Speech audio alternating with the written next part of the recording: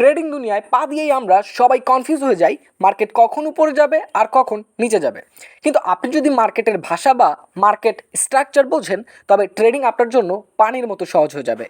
আজকে আমরা একদম সহজ ভাষায় শিখব মার্কেট স্ট্রাকচারের 4টি পিলার সম্পর্কে।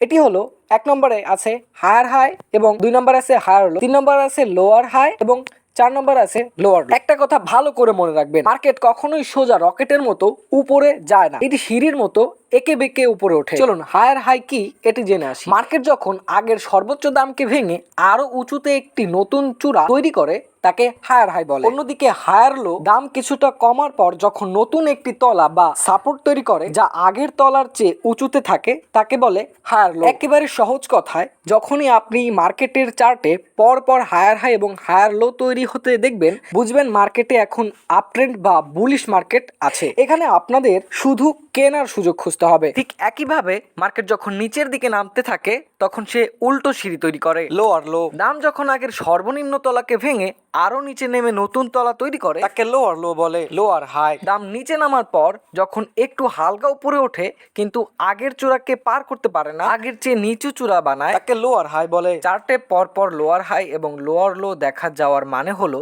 মার্কেট এখন ডাউন ট্রেন্ড বা বিয়ারিশ মার্কেট আছে।